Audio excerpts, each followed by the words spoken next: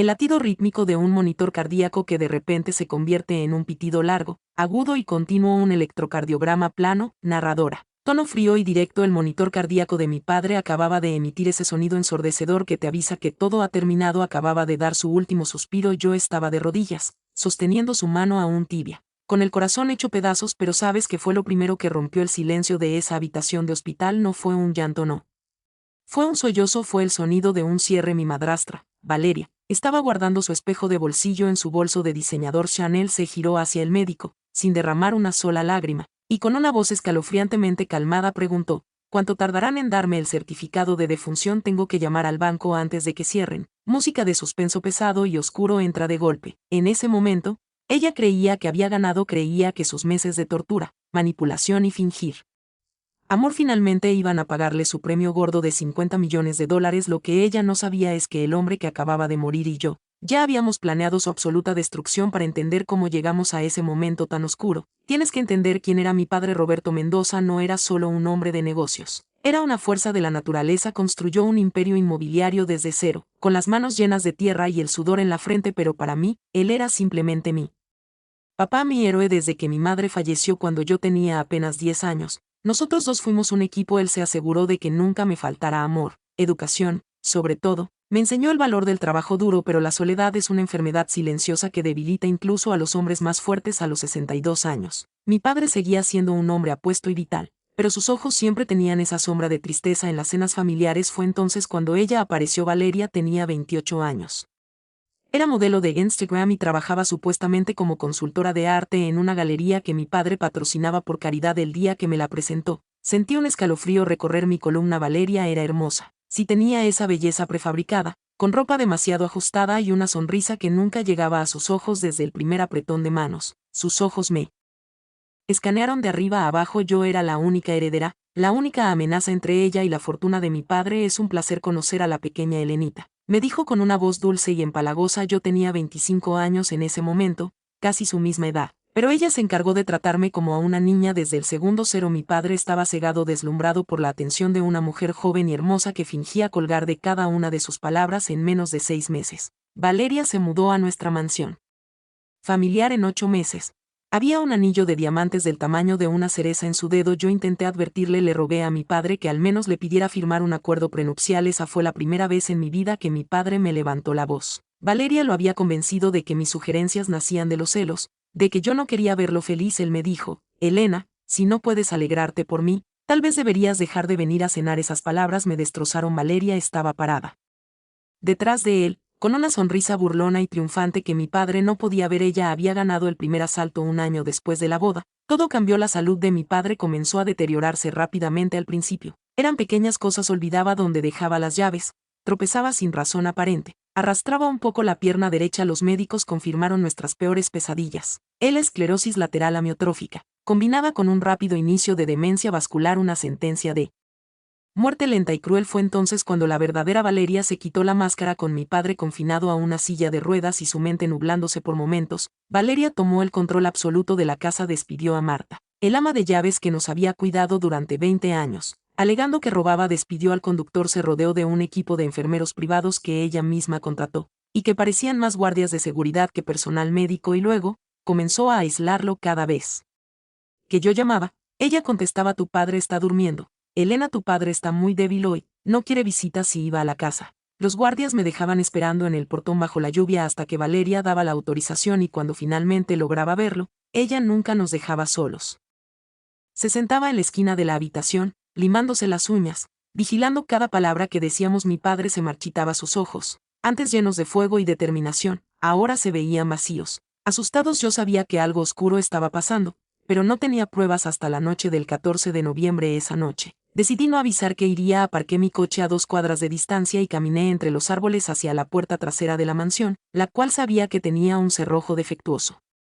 Desde mi infancia entré en silencio. La casa estaba a oscuras. Mientras caminaba por el pasillo hacia la oficina de mi padre, escuché risas ahogadas. Venían de la sala de estar principal. Me asomé por la rendija de la puerta entreabierta. Lo que vi me hizo hervir la sangre. Estaba Valeria sirviéndose una copa de nuestro whisky más caro, y no estaba sola. Estaba sentada en el regazo de uno de los enfermeros, un tipo musculoso y tatuado llamado Marcos. Estaban besando apasionadamente. Saqué mi teléfono lentamente y comencé a grabar en la oscuridad. Tranquilo, mi amor. Le decía Valeria a Marcos entre risas, el viejo no pasará de este mes, el abogado vino hoy, le hice firmar el nuevo testamento, estaba tan drogado con los calmantes que ni siquiera sabía lo que firmaba, todo es mío, la casa, las cuentas, la empresa, todo en unas semanas. Estaremos en las Bahamas. Sentí que me faltaba el aire, la furia que me invadió fue tan grande que casi derribo la puerta para estrangularla con mis propias manos, pero me detuve. Si hacía un escándalo ahora, ella podría destruir las pruebas, podría manipular a mi padre, o peor, hacerle daño. No, la venganza no se sirve a gritos, se sirve en un plato frío, calculado y letal. Apagué el teléfono, salí por la misma puerta trasera y me fui a casa. No lloré esa noche, la hija desconsolada murió, y nació un estratega a la mañana siguiente. No llamé a la policía, llamé al doctor Silva, un viejo amigo de la familia y el neurólogo original de mi padre. Antes de que Valeria lo despidiera, le supliqué que me ayudara, necesitaba un milagro, necesitaba una ventana de lucidez de mi padre. Esa misma tarde, mientras Valeria se iba de compras a las boutiques de lujo, me colé en la casa acompañada del doctor Silva y de don Arturo, el abogado corporativo de mi padre durante 30 años, un hombre que odiaba a Valeria tanto como yo. Entramos en la habitación. Mi padre estaba postrado en la cama, babeando ligeramente. Sobremedicado, el doctor Silva le inyectó un antídoto temporal para contrarrestar los fuertes sedantes que Valeria le estaba dando sin justificación médica. Fueron los 40 minutos más tensos de mi vida. Lentamente, la niebla en los ojos de mi padre comenzó a disiparse. Me miró, realmente me miró, y apretó mi mano. Elena, susurró con voz rasposa. Sin perder un segundo, le mostré el video, le puse los audífonos para que escuchara a su amada esposa burlándose de su muerte y planeando fugarse con su enfermero. Vi como el corazón de mi padre se rompía en 1000 pedazos, vi las lágrimas correr por su rostro arrugado, pero después del dolor vi nacer la rabia. El viejo león había despertado una última vez. ¿Qué hacemos, hija?, me dijo con dificultad, pero con la mente afilada como un cuchillo. Don Arturo sacó los documentos de su maletín. Aquí es donde la trampa se vuelve una obra de arte. Si simplemente cambiábamos el testamento otra vez, Valeria podría impugnarlo en la corte después de su muerte, alegando que mi padre no estaba en sus cabales. Los juicios tomarían años, y ella seguiría viviendo en la mansión, gastando su dinero. No teníamos que hacer algo que no pudiera ser revertido. Don Arturo nos explicó la estrategia: la creación de un fideicomiso ciego irrevocable con mi padre en pleno uso de sus facultades mentales en ese momento, testificado y grabado en video por el doctor Silva y un notario público que trajimos con nosotros. Mi padre me otorgó un poder notarial absoluto y universal inmediatamente después. Mi padre no heredó sus bienes, los transfirió, vendió absolutamente todo: la empresa, la mansión, los autos de lujo, los fondos de inversión, las propiedades comerciales, a la LLC de la cual yo era la única propietaria y administradora, todo por la suma simbólica de $1. Las cuentas bancarias principales fueron vaciadas legalmente y los fondos transferidos a cuentas fiduciarias en el extranjero. A mí, nombre que le quedó a Roberto Mendoza legalmente a su nombre. Nada, cero bueno, casi nada. Le dejamos una cuenta bancaria con $400 y un viejo auto Toyota del año 1998 que estaba oxidándose en el garaje. Mi padre firmó cada documento con una fuerza que yo no había visto en meses. Cuando terminó, me miró, agotado, me besó la mano y susurró: destruyela. El doctor Silva le administró de nuevo una dosis suave de sus medicamentos normales para que Valeria no sospechara nada. Cuando volviera salimos por la puerta de servicio justo cuando la camioneta de Valeria entraba por el portón principal, llena de bolsas de Gucci y Prada compradas con las tarjetas de crédito que, a partir de la medianoche, serían declinadas. Los siguientes 3 meses fueron un infierno emocional. Jugué el papel de la hija derrotada cada vez que iba a visitarlo. Valeria me miraba con lástima fingida. Yo lloraba al ver a mi padre deteriorarse, esta vez de verdad, porque la enfermedad no perdona. Pero cada vez que nuestros ojos se encontraban, mi padre me daba un levísimo apretón de manos. Él sabía, yo sabía, teníamos un secreto millonario bajo la manga. El día que falleció, en esa habitación de hospital, mientras ella preguntaba por el certificado de defunción y se retocaba el maquillaje, yo solo bajé la cabeza para ocultar la sonrisa fría que se formaba en mis labios. Déjala que disfrute su fantasía un poco más, pensé. Cuanto más alto vuelen, más duro será el impacto contra el suelo. El funeral fue un espectáculo grotesco. Valeria llegó en un vestido negro ajustado que parecía más adecuado para una alfombra roja que para un entierro. Usando las joyas de mi difunta madre, lloró lágrimas de cocodrilo para las cámaras y los socios de negocios de mi padre. Se apoyaba dramáticamente en los brazos de Marcos, el enfermero, quien ahora actuaba como su guardaespaldas personal. Al pasar por mi lado, Valeria me susurró al oído: no te preocupes, Elena, te dejaré venir a la casa a recoger tus fotos viejas antes de que la ponga en venta. Yo solo la miré a los ojos y le respondí: nos vemos en la lectura del testamento. Valeria. 3 días después, oficina de don Arturo, una sala de juntas enorme con paredes de cristal y una mesa de caoba. Yo estaba sentada en un extremo, Tomando un café tranquilamente, Valeria entró pateando la puerta, luciendo un abrigo de piel, gafas de sol oscuras y una actitud de reina intocable. Marcos estaba a su lado, cruzado de brazos. Hagamos esto rápido, Arturo, dijo Valeria sentándose de golpe. Sin siquiera mirarme, tengo un vuelo a París esta noche y necesito las firmas para liberar los fondos de la cuenta principal. Don Arturo, con una calma glacial, se acomodó las gafas, abrió una carpeta de cuero y sacó un documento. Por supuesto, señora Mendoza, procederemos con la lectura de la última voluntad y testamento de don Roberto Mendoza, fechado hace 2 meses. Valeria me miró con una sonrisa torcida, levantando una ceja. Ella sabía que ese era el testamento falso que le había obligado a firmar yo, Roberto Mendoza. Comenzó a leer don Arturo: estando en pleno uso de mis facultades, dejo la totalidad de mis bienes, cuentas bancarias, propiedades y corporaciones a mi esposa, Valeria Mendoza. Valeria soltó una carcajada de triunfo, se giró hacia mí, sus ojos brillando con malicia pura. Lo siento, cariño, supongo que papá me quería más a mí. Te sugiero que consigas un trabajo. Yo no me moví, solo le di un sorbo a mi café. Don Arturo aclaró su garganta. Disculpe, señora Mendoza, aún no he terminado. Valeria frunció el ceño. ¿Qué más hay? Dice que me deja todo. Así es, dijo don Arturo, levantando la vista.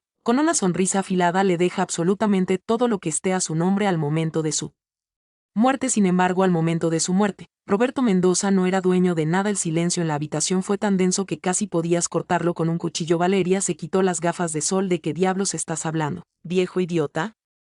Yo me puse de pie, caminé lentamente hacia ella y dejé caer una pila de documentos legales, gruesa como un ladrillo, justo frente a su cara. Hace 3 meses, Valeria, le dije con una voz tan fría que hizo que Marcos diera un paso atrás. Mi padre y yo creamos un fideicomiso. Él transfirió cada centavo, cada acción de la empresa, la mansión donde duermes, el auto que manejas, y hasta la silla en la que estás sentada ahora mismo a mi nombre. Yo soy la dueña absoluta de todo. Valeria se puso pálida.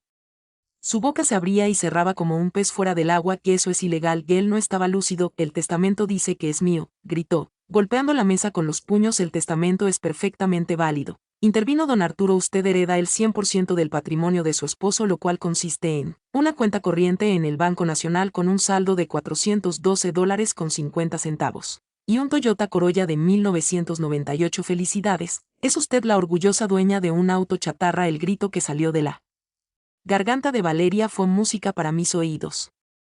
Fue un chillido agudo, lleno de desesperación, avaricia destruida y terror absoluto. Marcos, al darse cuenta de que su mina de oro acababa de convertirse en polvo, se dio la media vuelta y salió de la oficina sin decir una palabra, abandonándola allí mismo. Valeria intentó demandar. Por supuesto, gastó hasta el último centavo que tenía en abogados, pero los videos de mi padre lúcido, los testimonios de los médicos y los documentos blindados del fideicomiso hicieron que los jueces desestimaran su caso en minutos. La última vez que supe de ella, estaba trabajando como mesera en una cafetería de tercera, viviendo en un apartamento diminuto, conduciendo ese viejo Toyota oxidado. Mientras tanto, yo estoy sentada en la oficina de la presidencia de la empresa de mi padre, mirando la ciudad desde el piso 40. Él ya no está aquí, pero su legado, su honor y su imperio están a salvo. Y aprendí la lección más importante de todas: nunca subestimes a una hija que está dispuesta a todo por proteger a su padre. Si te gustó esta historia, dale like, suscríbete y cuéntame en los comentarios, ¿qué habrías hecho tú en mi lugar? Nos vemos en el próximo video.